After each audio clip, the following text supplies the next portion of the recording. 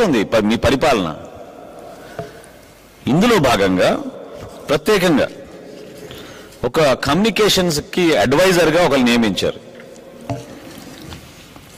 ఎంత ఆశ్చర్యకరం అంటే, నేను చెప్పాను జియోస్ అన్ని కాన్ఫిడెన్షియల్గా పెట్టి ఎవరికి దొరకకుండా దాచిపెట్టారు. దొరికింది నేను మీ ముందు పెడుతున్నా ఈ రోజున, మీకు కాపీస్ కూడా ఇస్తాం. ఈయనని ముఖ్యమంత్రి గారు ప్రమాణ స్వీకారం అయిపోగానే జగన్మోహన్ రెడ్డి గారు ఆయన అపాయింట్ చేసుకున్నారు. అయితే మన రాష్ట్రంలో కేబినెట్ మంత్రికి బేసిక్ పే ఈ రోజున 14,000 రూపాయలు, స్పెషల్ అడ్వైజర్కి కూడా 14,000 రూపాయలు బేసిక్ పే. కానీ ఈయన పనితీరు చూసి వాళ్ళు రాస్తున్నారు ఆర్డర్లో, quality of work done by the advisor communication is much more than the compensation being given to him అంట. అంటే ఆయన ఇచ్చిన సలహాలు, ఆయన ఇచ్చే అడ్వైస్ జీతం కన్నా చాలా ఎక్కువగా అద్భుతంగా ఉందంట. ఈ అడ్వైజర్ గారు ఏం చేస్తారో అందరికీ తెలుసు. రాష్ట్ర వ్యాప్తంగా ముఖ్యమంత్రి గారికి ఉపన్యాసాలు రాస్తూ ఉంటారు. ప్రభుత్వ కార్యక్రమాల్లో రాజకీయ ఉపన్యాసాలు చేసి ప్రతిపక్షాలపైన దాడులు చేపించడం ఈయనకే తెలుస్తున్నది. ఈయన జీతం ఎంతండి? ఈ జియో ప్రకారంగా 2 లక్షల రూపాయలు నెలకి. 14,000 రూపాయల జీతం ఇవ్వాల్సింది పోయి 2 లక్షల రూపాయలు. అంటే సుప్రీంకోర్టు చీఫ్ జస్టిస్కి ఇచ్చే జీతం ఈ రోజున 2,80,000 రూపాయలు. హైకోర్టు జడ్జి గారికి 2,25,000 రూపాయలు. ఈయనకి ప్రత్యేకంగా అది కూడా ఏంటి, రిట్రాస్పెక్టివ్ ఎఫెక్ట్.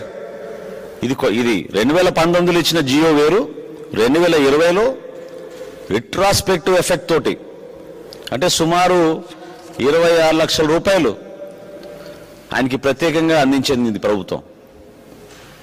మరి ఇది బరి తెగింపు కాదా? ఏ విధంగా మీరు మరి ఈ అడ్వైజర్ గారికి ఇంత భారీ ఎత్తున మీరు జీతం పెంచి నెలకి 2 లక్షల రూపాయల చొప్పున అందించారు? ఏ విధంగా ఇతన్ని స్పెషల్ కేటగిరీ కింద మీరు పెట్టి ఆయనకి క్యాబినెట్ మినిస్టర్ హోదా ఎట్లా కల్పించారు? ఈ లెక్కలు మీకెందుకు తెలియడం లేదు? క్యాబినెట్ మంత్రికి ఇచ్చే ఫెసిలిటీస్ ఏంటి గవర్నమెంట్ నుంచి? ఆఫీస్ స్టాఫ్ ఇస్తారు,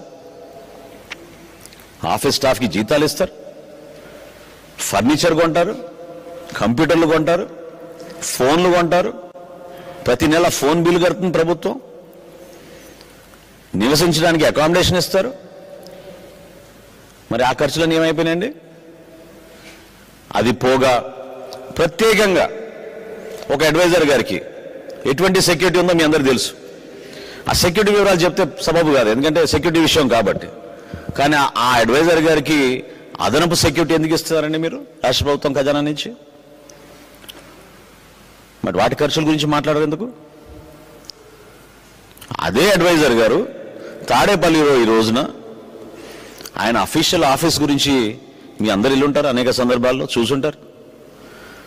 మరి ఎక్కడి నుంచి వచ్చినాయి దానికి నిధులు? స్కిల్ డెవలప్మెంట్ కార్పొరేషన్ నుంచి యువతకు ఖర్చు పెట్టాల్సిన నిధులు ఆ అడ్వైజర్ గారి ఆఫీస్ మెయింటెనెన్స్ కోసం ఖర్చు పెడుతున్నారు ప్రతి నెల. మరి అది ఏ జీవోలో వచ్చింది? అది ఎక్కడిని తీసుకొచ్చారు దాన్ని?